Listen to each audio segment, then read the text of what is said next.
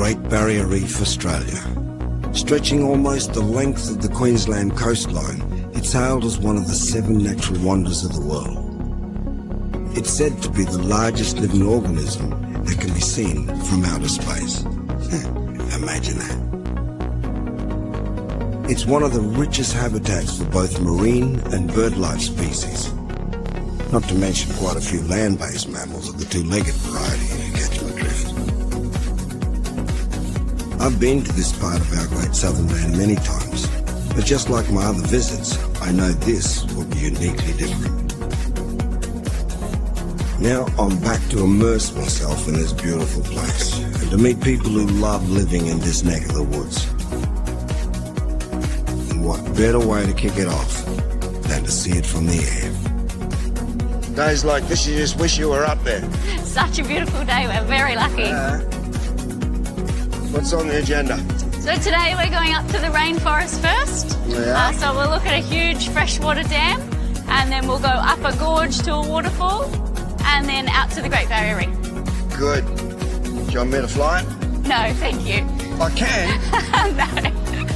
No. Jenna is working in what's traditionally seen as a male-dominated industry, but she is part of a new generation that challenges old norms and is quite literally flying. Sometimes we have to approve right turns, Zuluvic Yankee. Jenna, you know how to fly this thing? I certainly hope so. Approach, thanks, Zuluvic Yankee. Oh, here we go. The freshwater dam that we're going to look at is the freshwater source for Cairns. Okay. Yeah, so this is a huge dam. No swimming allowed. No, unfortunately. No Any swimming, fishing? no boating, no fishing. All amusement. It's absolutely riddled with all of the waterfalls. Yeah, so this is Stony Creek, goes all the way up to Coranda. It's a huge gorge, so we're going to fly all the way up it. Wow. That is very interesting. Mate, I love your job. It's really good. What's this underneath us? This is the township of Coranda. I've never seen it this way before. It's beautiful. Looking down at the lush green tropical rainforest below, I'm reminded that there are 2 significant ecosystems that are interconnected. We are a lucky country. Sometimes it's just trying to find the words kills the moment, but just sit there and enjoy the view. Yeah, absolutely. Straight out to sea. This is all Palm Cove underneath us here. Yeah. And Double Island in front of us, and little tiny Spout's Hat. So you can start to see the reef underneath us here. Lots and lots of seagrass as well.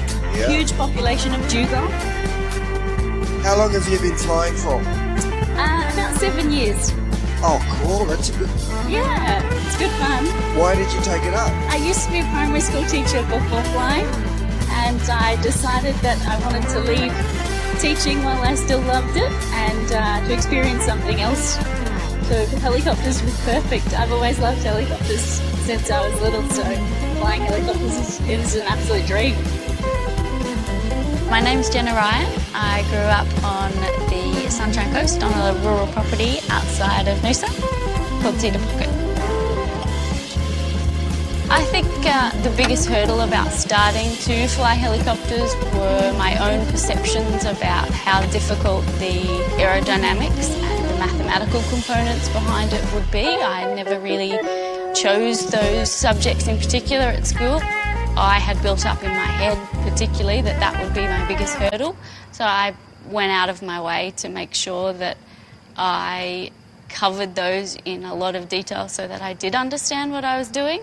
I was unbelievably lucky to be surrounded with people who would go out of their way to help me to understand every component. I think changing career is an amazing opportunity. Just the level of personal growth that you go through clearly outweighs any of the negative side. You know, life is too short. I think jump at every opportunity. So if you went to school around Pomona, where'd you go to school, in Brizzy? No, in Gympie actually. In Gympie? Yeah. Oh, God, you're a feral. I know. Oh, no. I've got mates out there at Kadanga. Oh, yeah, yeah. So I know the area. Oh, very Mary good. River, Mary Valley, yeah. Yeah. Do you have any contact with the kids you went to school with? Yeah, absolutely. Do you rub it in at what you do? No. Do they ask you what you do? Sometimes. Yeah. And what do you tell them? Most of the time I tell people that I'm a teacher because they don't really believe that you're a helicopter pilot. Why not? I don't know. They just, most of the time people don't believe you, so I just stick with teacher. Okay, so we're going to go and have a look at this little tiny sand cave. It's amazing. It just comes out of the water at low tide. Oh, wow. Yeah, it's pretty special.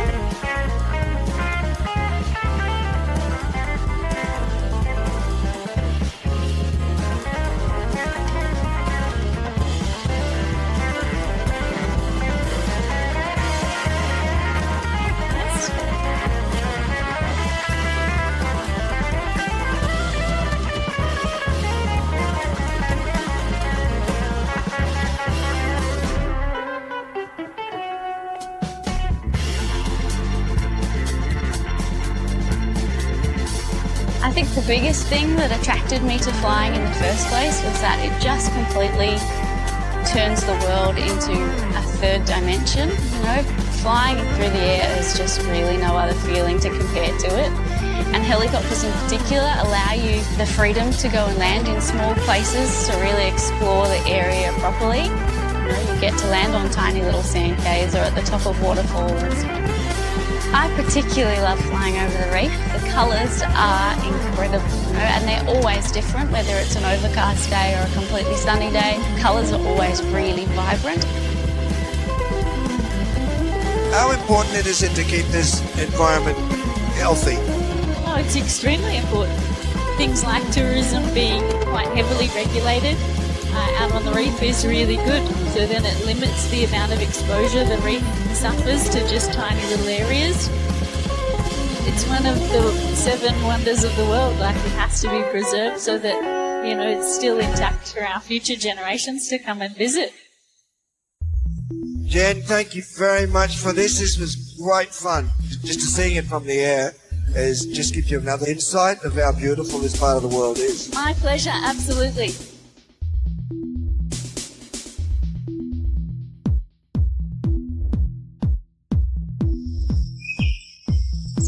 As a Yamini man, it's important for me to meet the custodians of the land I'm visiting. Gojo Gojo and his son Jirajo are Yindinji people from this area, and they want to show me a place that has an integral but often overlooked connection with the reef. We're going to where the land meets the sea, the mangrove swamps. Yeah, I'm Gojo Gojo, I'm Yindinji Mama. Yeah. From Kimwe. Family with culture and place as well, really fun. Your connection to country, probably the three major things. This is real. Know your country, you know your identity, you know your story and your history, where your family and where your mom from. But when you get out here, we got some of our stories, because we share our stories with Jabagai, Kunganji as well, and Yidinji Mob, our stories with 2 brothers, Tamri and Guila, 2 storytime brothers.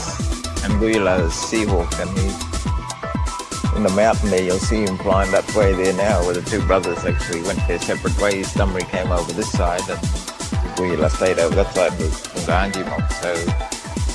So history is important for you? Yeah, no, it is. It's for me and kids, the next generation. Yeah. Whitefellow value their history, about the Queen and King and all of that, royalty stuff and all of that. And then you have the Greek mob with all their mythology. But this is part of our culture, our history. It tells about our story, about being here and the people that helped us, our our gods, I suppose, if you want to say it like that, you know. How far this country of yours go out that way? Well, we've got stories that go out to the Great Barrier Reef, you know, and we told a story about the Great Barrier Reef, but it never used to be there before. But there used to be cliff paths there, further out.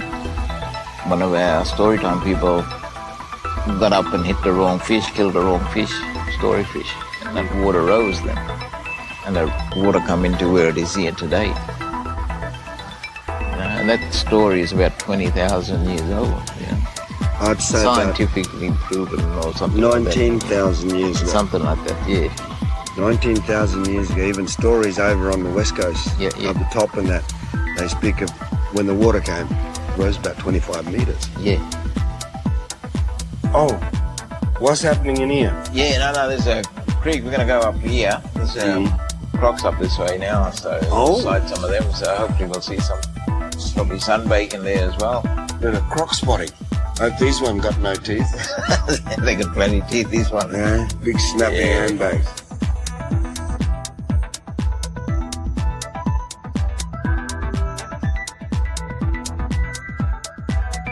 Some of the mussels sort of just hanging around outside here, and what we call longwing as well as shells like that, the little conical shells, we use them ones too. Fishing in here, what would you catch? Yeah, well, you'd get a jack, you'd actually get a finger mark as well. Odd salmon run here, mullet too, run up this way. Little azure kingfisher. Love those birds. I love going down mangrove just to see that, or just the way the root systems of these trees fan out into the water, knowing full well that, you know, where there's little bubbles jumping and stuff from water, from fish, and something scaring the fish, and you wonder what it is, you can't see it. But for every crocodile you see, 10 saw you. Yeah. And that's scary.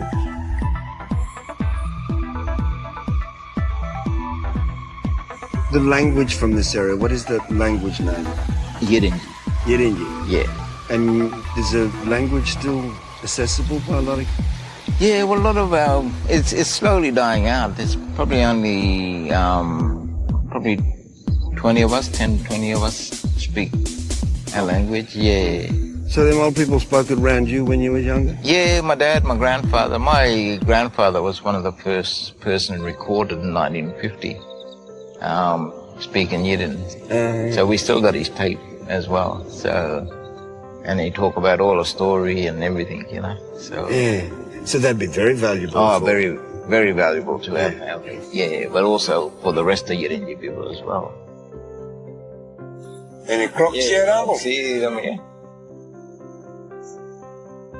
They're all here looking too. They're probably just in there looking at us. Yeah.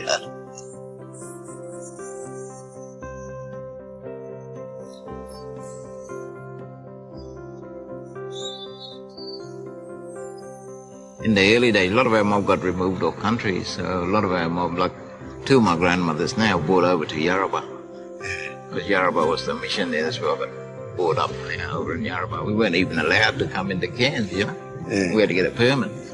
Was it hard for the oldies? I'm glad that a lot of the old Yidinji men were very strong to try not to be seen by the managers of the mission. They used to run away in the bush just to have ceremony. Like my dad tried to speak language, and straight away they got him and shaved his hair off and put him in a sack bag, and he had to rake up the yard with his hands. With that in mind, all the hardship, they still held on to their stories. How do you fit in? How do you feel you fit in today? Well, today I suppose we try to fit in, you know, because people still see us as, you know, blackfellas or Aboriginals, and so they don't see me as my tribe. You know, they see us as one big mob, you know. My dad, you know, he actually said to all of us, you know, he said, oh, you got to learn that white man way, you know, so you can fit in. So, you know, I went through going to school and all of that, becoming an electrician, doing all of them sort of things to try to fit in, and, you know, but they still see you as somebody different. When you come back home then and you try to fit in on country, a lot of people see you as a stranger, even in your own land. Mm-hmm. You know? What do you mean by that? Because I suppose they never saw you here in the early days, only because you got taken off country. But then coming back, knowing the stories that was told about this place and the dances, you know, and Dad showing us the dance, my uncle showing us the dance, singing them songs, you know, so that we know the stories. And then you feel, and I suppose a lot of us do, you know, from around here, we all feel we've got to do something to protect it and look after it, you know.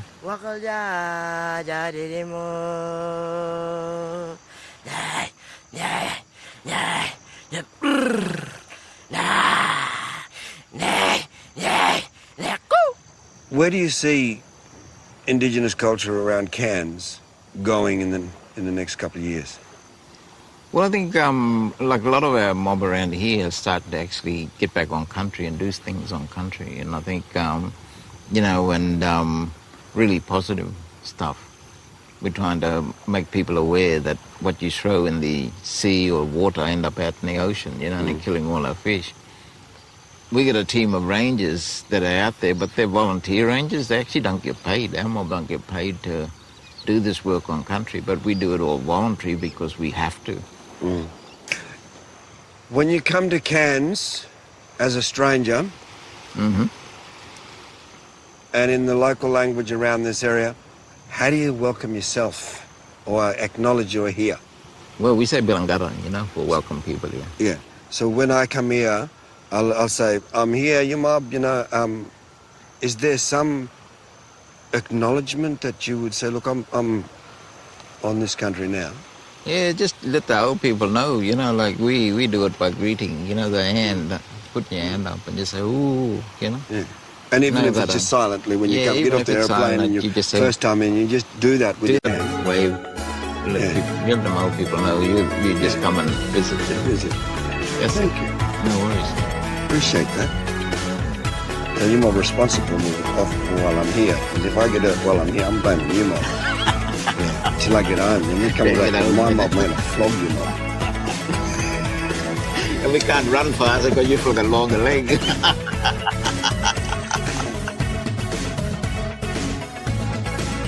Yeah, sorry, brother. Sorry, we couldn't get any crocs for you. Oh, I'm just so disappointed. Nah, I'll have to get countrymen to bring one out for you next time. In one way, it's a good thing, though. We didn't see them, which will sort of make their hiding in their habitat. Yeah. And they probably saw us. Today, I think, trying to look at where we could all work together for the good of everybody, for mankind, and also, you know, for the plants, animals, the whole lot, to coexist, everybody coexist together, to look after country, because the country don't really need us, but we need the country.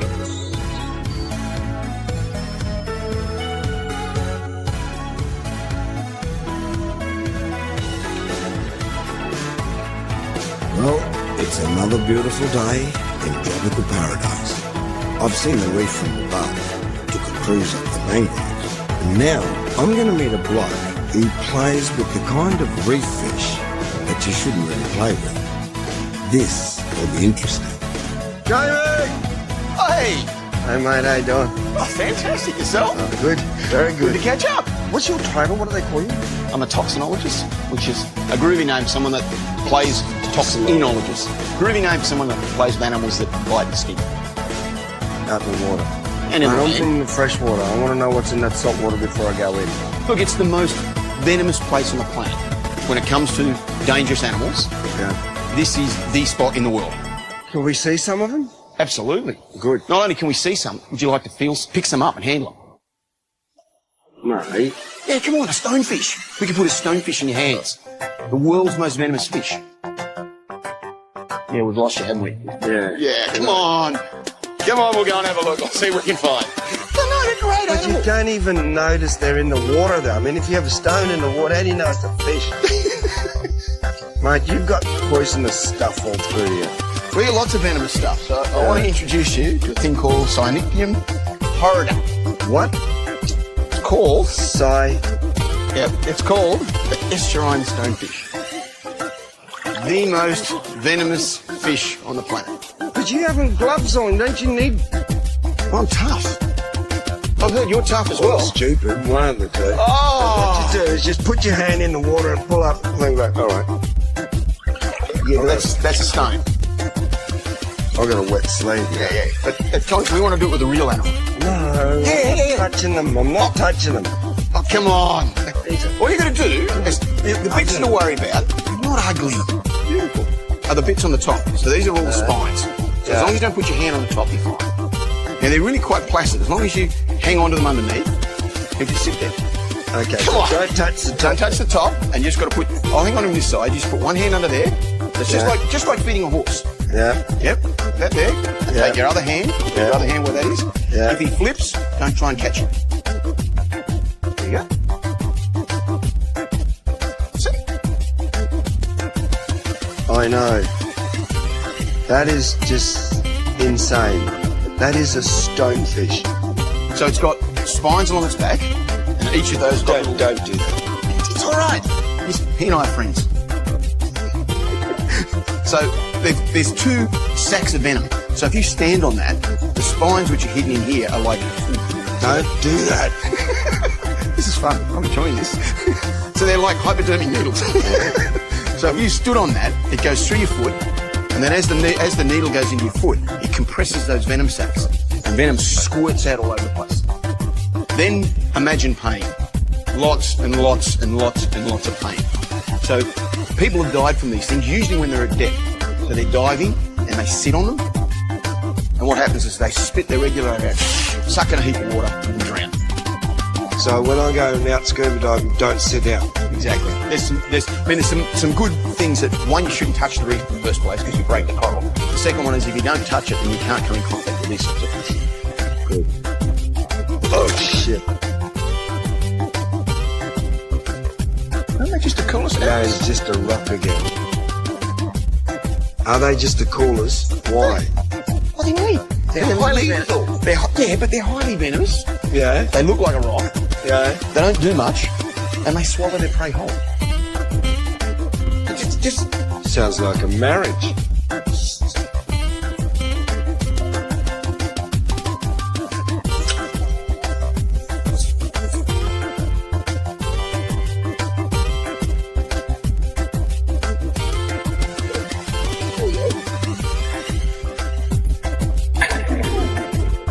so these are cone snails, the world's most venomous snails.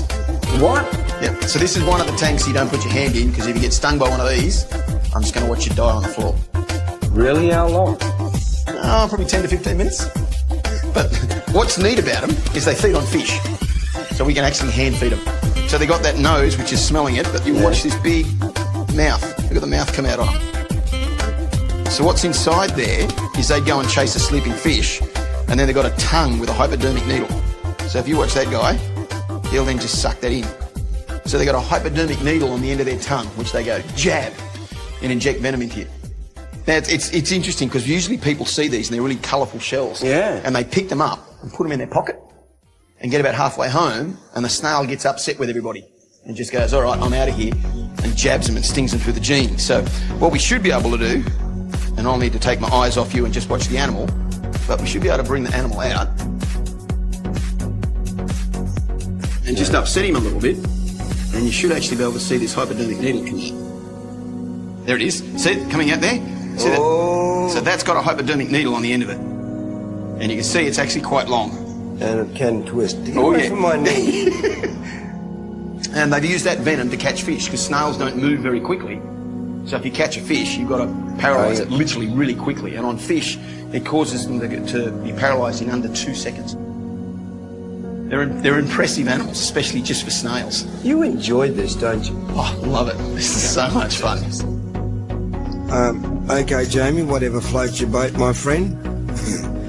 I needed to take the toxinologist out of the lab to find out why he's so passionate about his work. best thing is I got you out of that place. But coming outside, you're part of the community as well. I mean, how do you fit into the community? I actually think I'm sort of a square peg in a round hole. That's what I'm trying to get at. That's From the why I'm glad community's we point of dragged view. you out of there, to get you going into something on the outside. Do you also realise what, how important Cairns is as far as tourism, how important the reef is, how important your job is? Yeah, look, it's an interesting place. There's no doubt about it. It's a big tourist city. There's no doubt about that. But in the grand scheme of things, to me, that actually scares me more than anything else. I would much prefer to be hunkered away out there in a boat by myself, or hunkered away in the university doing the things that I want to. Well, my mindset isn't, if I do that, this will help out the community and do that sort of things. That's not my mindset. I think I'm a little bit more selfish than that. I don't know about that. If I find that out, that'll be cool from my point of view. And it just so happens that there are some positives that flow off towards the community from that. Certainly the work with the venomous animals and things that we do changes the way in which people use the reef here. Hopefully it changes the way they use it for better, so that, one, they don't get stung and they don't end up in hospital, but more importantly, I think that they don't destroy or interact in a bad way with the reef. The reef is and the environment is really quite resilient, and as long as you don't beat it up too much, it will bounce back. But the problem is, I think the majority of people don't have a handle on just how far you can push it. Coral bleaching is one beautiful example of that. I mean, there's stuff coming out now suggesting that 93% of the reef on the Great Barrier Reef has shown signs of coral bleaching. Now, that's not to say 93% of the reef is dead, but 93% is showing some form of that. Now, and it's due to, in this case, increased water temperatures. If we stopped water temperature climb today, the reef's still in trouble. We have to turn that clock back. Mm-hmm. We should have been doing that 20, 30 years ago. Yep. But we didn't know that. We know it now, but what do? You have kids out at your at the uni, yep, studying, impregnating their little brains with things so that by the time they get to our age, they would see that something has been done to change it. Yeah, look, I don't think that's the way I approach it. I think I approach more along the lines of going, if I can get them out of there with a tenth of the enthusiasm I have, I know they will go away and think, that was really cool. He really loved that, and I really loved that. And if I can foster that enthusiasm, I know it'll bubble on through. A good example of this is, I remember we had some kids and their parents out there one day, and I was talking to the parents, going, well, these are the sorts of things we need to do. And you could see the parents just glaze over. Yeah, right. It's like, I've heard this all before. I've got a coffee appointment. Yeah, exactly. Yeah. And then I thought, let's do this the other way. And then I took the little kids aside and started talking to them and talking about, this is a groovy fish. And then, what would happen if that fish wasn't there anymore? And you could see the kid go, I hadn't thought of that. And so if we overfish this area, and I kid you not, the little kid went up to his dad and went, Dad, we've been fishing too much. If we take this many fish, they won't be here for my kids to see them. And this light went on my head and went, rather than this top-down approach, we should be coming from the bottom up. And so if we can get the kids and teach the kids will teach mums and dads. How would you describe what you aim to do with your work? What do you want to do with your work? Exactly what we're doing now. Talking to people, getting it out there, doing something different. Putting cameras in aquarium systems so that more people can see it. Doing research, getting that out there, showing people new things that they haven't seen before. You can only do so much, but, you can't do it all. But I can start the ripple in the pond. And if I can start it and it starts to grow, and then I can see somebody else and teach them, and they can throw a pebble in, and you get more ripples and more and more and more. Until you get a tsunami. Yeah, I'm only one person, but if I don't do it, who does? Good. Thank you. I'm not going to get me a pebble. Today is the big day. I'm taking my first scuba dive in a long time, and I will actually be getting up close and personal with the coral reef itself. I must admit, I'm feeling a little nervous. But like anything in life, I tend to take it as it comes. Like this weather, for example. Some of you might be saying it's not great weather for a reef dive, but life in the tropics is so unpredictable. You're not always going to get sunshine and blue skies. I've found that if you just relax and embrace the uncertainties, sometimes the experience is so much more enjoyable. And looking at this coastline, it doesn't really matter if there's rain, hail or sunshine. This place is stunning. Well, we're here, the beautiful little mooring at Port Douglas. Hey Gareth, how are you, mate? Hey Ernie, how are you, mate? Good, good, good. We'll be spending 2 days aboard the Monsoon with Gareth and his crew. It's a tough life. And the crew? This is the crew. Jimmy. Jimmy, nice to meet And you. Erin, she's taking the diving today. Oh, you're the bait. Good on you. Let's get out of here, He's eh? on the Have a road. good day. Yeah, lines off, please. All up and down the east coast, thousands of people are making their living from the Great Barrier Reef in industries like tourism, shipping or fishing, to name a few. And for the crew of the Monsoon, working on the reef in many ways is more than just a job.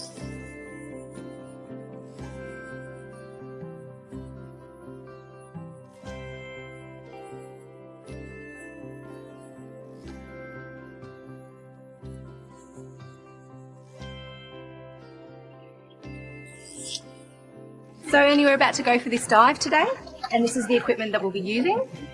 It's called a BCD, just wearing it like a jacket. Erin will be my dive buddy for today. She's a little bossy, but I'm sure we'll get on just fine. So my job involves taking new divers that have never ever experienced the underwater world before on their first ever dive, and that's called an introductory dive. So we do a couple of skills to begin with and do a detailed briefing. I also take divers who are certified as basically an underwater tour guide, just show them all the great stuff on the reef and show them what I'm passionate about. So we'll just be swimming around together nice and close throughout the dive and pointing out some cool stuff. What cool stuff have you got down there? So obviously we're going to see some amazing corals, the marine life, lots of different stuff. Okay. Maybe some stingrays as well. Oh, good. Nothing bigger is what I'm getting. Oh, that's what you're getting. So we might see some sharks down there, but typically around here we just get your white tip reef sharks and black tip reef sharks. They're completely harmless. They're cheeky though. They are a bit cheeky. You've done that deliberately, didn't you? No, I didn't. You deliberately done that. Erin, stop Feel- mucking up. Breathe lightly. Excellent, well done.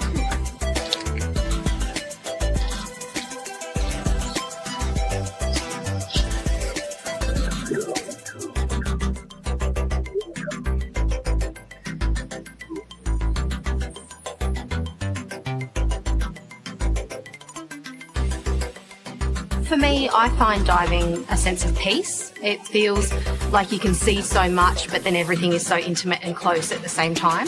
You've got this feeling of amazement about finding something that is rare to find, whether it be marine life or a coral.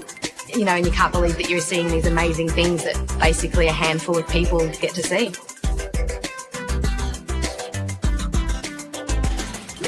I have 3 boys myself, 3 children, and I want them to see and share and love what I love. And so conservation and getting people out there to fall in love with the reef is a way of saving it. So we need to get people out there. People don't come out on the reef and go home with a bad time. Everyone's having a great time. Everyone's loving it.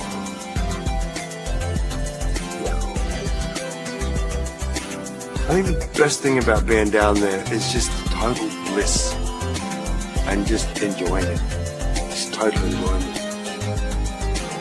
The sense of just floating and things like trying to hover above coral without touching it and trying to get close to it with knowing that you've got legs dangling back there somewhere and position yourself so you can hover rather than smash your way through the coral, which is what you don't want to do.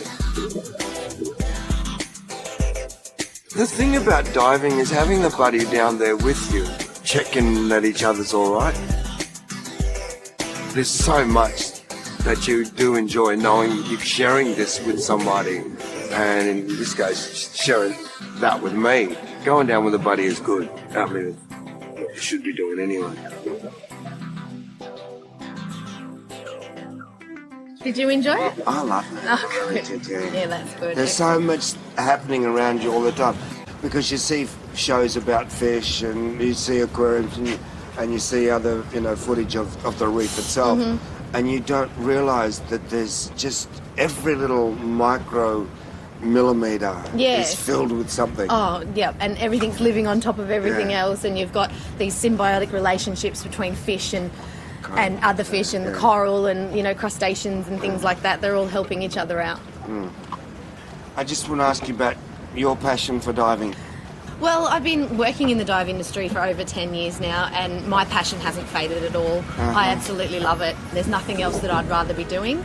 I've always loved the water, been a water baby since day dot. I think I was crawling into the water before I could walk, and my family's always been involved in water sports, water skiing and snorkeling, and just the passion, getting down there, finding things that you've never seen before, or trying to find the rare stuff is such a joy for me. Did you feel that sense of wonder? Yeah, well, it's sort of that whole community sort of thing works because there is a level now that they've achieved in respect and acknowledging each other and can live side by side with each other, and outside forces in regards to bleaching sort of ruins it, but they just move it to the next area. Or grow over top of it at the time. Hopefully they'll get to a point where they will do that, so that would be great. Good, thank you. No, thank you. I thoroughly enjoyed diving with you, Eddie. I did. Thank you.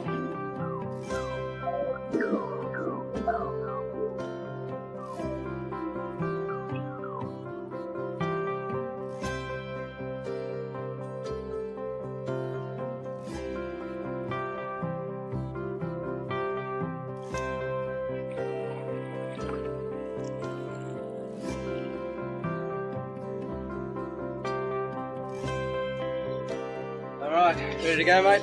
Yep. Day 2 aboard the Monsoon, and we're heading out to the reef again. Away we go. Away we go. It gives me a chance to chat to our skipper Gareth, who, as it turns out, has a few strings to his bow. What is it about this you like, mate?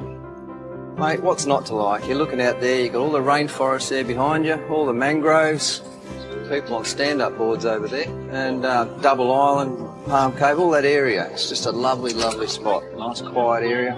But you're not originally from this area, though, are you? No, originally from Sydney in the Blue Mountains. Yeah. But been here long enough to just really love the place.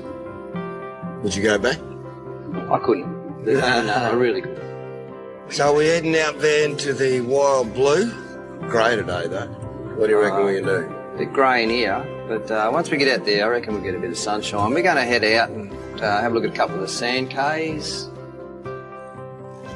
I haven't just worked as a captain. Well, I worked as an engineer on a vessel for many years. That's just looking after the nuts, bolts, engines, making sure everything works, and the skipper's out there making all the other decisions. Worked purely as a scuba diver, on taking people diving, a tour guide, all sorts of things. And no doubt I'll go back to that sometimes, and I'll go out as a scuba diver only and things like that. It's just being out there, really. So what do you like about you being here? Oh, I'm a nature freak, and this place has got so much wild open areas to explore, and it's nice and quiet. It's not as bustling as a city. Cairns does give us a bit of that. We have cinemas and we have restaurants and stuff, but you can get away from that really easy and out in amongst it.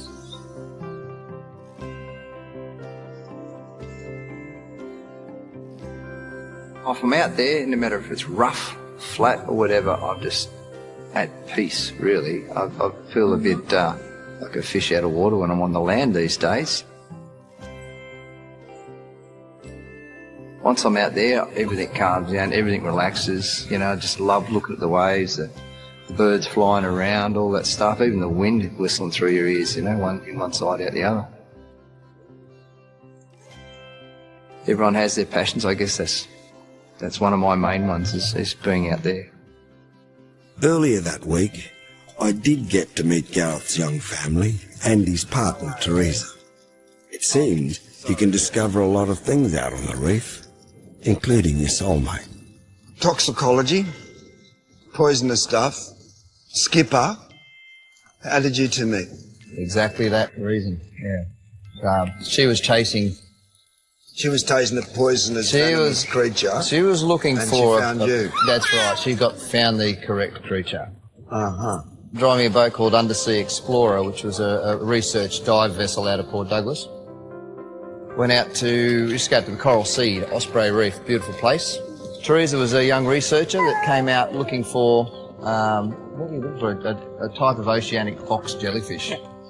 And we found it. In her excitement, she jumped straight off without a mask, grabbed hold of it, got stung by it.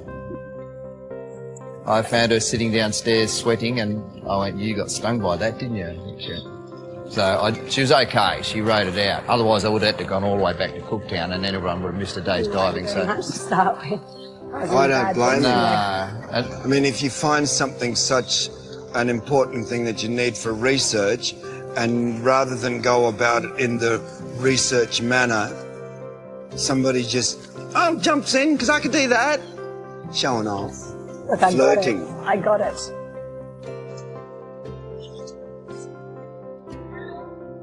Okie dokie.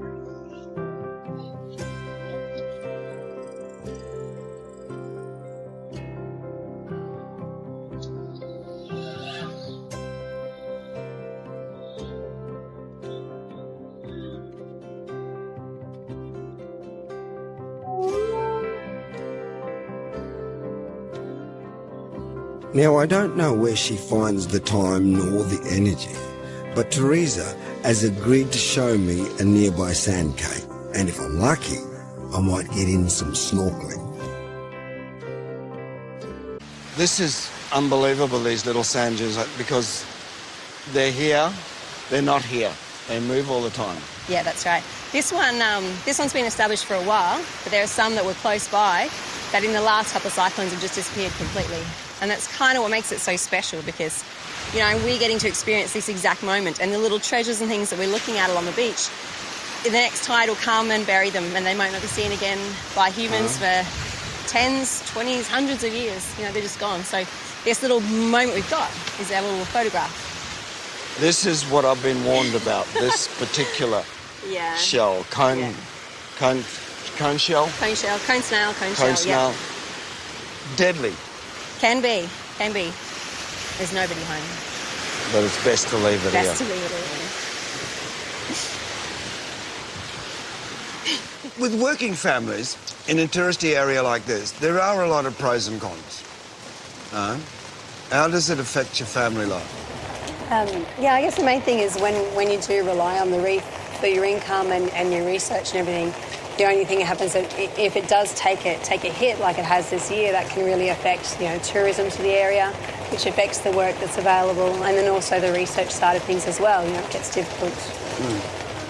Well, if you're going to live here and you're going to work in and around the reef areas, I think you do have a certain responsibility to teach the kids what it's all about, what's going to happen to it, and, you know, you're sort of almost a custodian of the place when you do get involved in the industry. So it's very important that they learn all about it and its good parts and the bad things that are happening to it. Jack actually goes to school right in town, middle of town here, so he's in our bustling metropolis, but we spend a lot of time and swim around the forest and down on the beach and fishing and things like that. It's just a good place to have kids growing up, I think.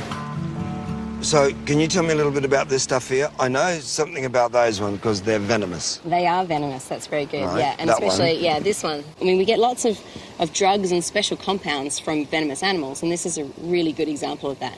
But what's even more spectacular is the fact that depending on which particular reef you find him on, depends on what his venom composition will be. And in fact, even what he had for lunch or how long ago it was that he last ate will affect what his venom is. So not only do we get special compounds from his venom, but we can get a whole heap of different compounds depending on, you know, where we collect these animals from. Yeah. So there's so much more we don't know, but... They're so common on the... Yeah, I know, You go and pick them up. Yeah, well, you shouldn't, just in case. But yeah, these they're ones... so pretty. That's where people get into trouble. Yeah, and these little fellas? Yeah, same. So these are cone snails as well. Different species, but this one I snuck in earlier. It's a leaf. It's a leaf. It's not a leaf, but I reckon you know what this is. Yeah, I know what it is. It looks like a leaf. I mean, they can float to and they spread their eggs around with the tide, couldn't you? Well, this one's from an epaulet shark. Yeah. So this one, they rely on this really low tidal area because they can essentially walk in the shallow areas, and they'll lodge this in the reef somewhere. This one, unfortunately, is dried up, so this is not going to produce any little sharks. But I just think they're spectacular, and they're gorgeous golden colour, and most people do think they're seed pods. And the types, the clam, naturally, that's sort of the different types of coral that you'd find around here as well. Yeah, and they're really pretty, obviously, but then the pieces of coral tell a story. I also love looking at something like this and just wondering how old it is, because different corals will grow at different speeds. And even though this one's bigger, this one's probably a lot older. Boulder corals grow a lot slower, but they're sturdy and solid, so they don't snap off and break as easily. And I like also the fact that little coral polyps will land somewhere on the reef, and then depending on what kind of environment there is can depend on how it grows. So if it grows in a really calm area where there's not a lot of wave breaking, it can grow lots of delicate fine fingers that aren't going to get snapped off. But if you're in a really high wave zone, like over the other side, you need to take on a shape that's something really sturdy, so you're not going to end up getting busted off. So they're basically the same sort of coral? They can. There's many different species, but one coral polyp doesn't necessarily always grow into the same shape. So what's your passion out here then? My passion, I was born here and then literally grew up with this as my backyard. And now I've got kids of my own, I just love the thought that they're going to grow up and be able to experience this as well, and we need to sort of protect that.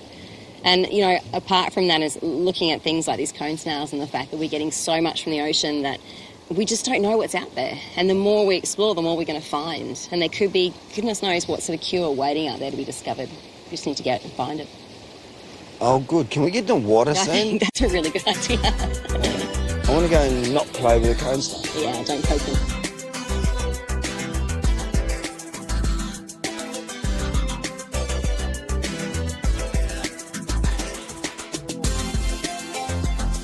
Coral reef is beautiful, it's pretty, and everyone wants to preserve it and save it. But the fact of it is that the actual coral reef bit makes up only about 7% of that whole marine area and reserve and habitat that we need to look after. And the others is made up of the mangroves and the seagrass beds and the sponge gardens, the sandy flats, the bits that aren't as pretty.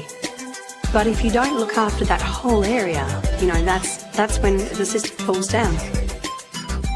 Now we're having these massive coral bleaching effects, and everyone's up in arms going, we're going to lose our coral reefs. We've had warning signs.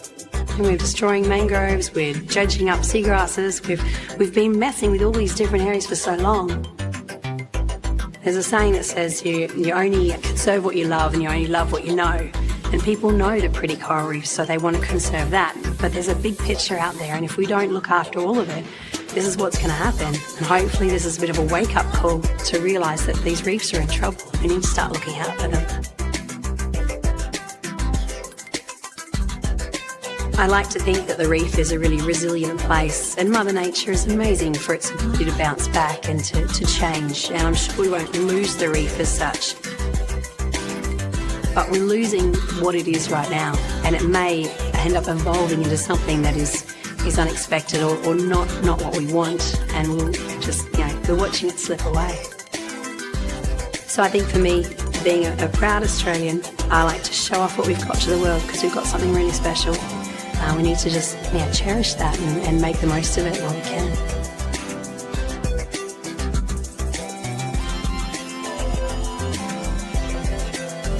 Yeah, what's that, mate? What do you reckon? Wow, I just... Colours, the millions of little fishes around the edges. Yeah. Blue starfish. Lots of clams out there, so that means it's pretty healthy. Yeah, it's good. It's looking good. And I think when you're diving, you get a different perspective. When you're snorkeling, you get that bird's eye view, so you probably see a lot more at the same time. It's a nice perspective. But you can't go down there. I kept trying to get, but I didn't have some weights on, yeah. Yeah, and we're quite shallow, so the most important thing is just make sure you're hovering over everything. You don't want to snap things off because it's some really delicate corals. I know, it's But it was nice. Spread out like a big starfish on the surface, Yeah, some nice wave action just kind of took us along. Low impact snorkeling. Oh, no, good fun. Yeah, Thanks.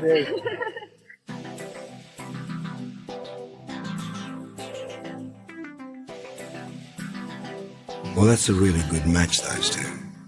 Gareth and Teresa. They love their work. They love being on the reef. This is their home, and they want more people not just to come here, not just to tick it off in their bucket list, but to actually listen. Listen to what they say and what they do. It's the same as Jamie. It's the same as Kuyo Kuyo. It's the same as Jenna. And it's the same as Erin. They want you to know the beauty that you should see, and they're not forcing you to see it. But they paint these pictures inside your head and inside your heart that makes you want to go looking for it.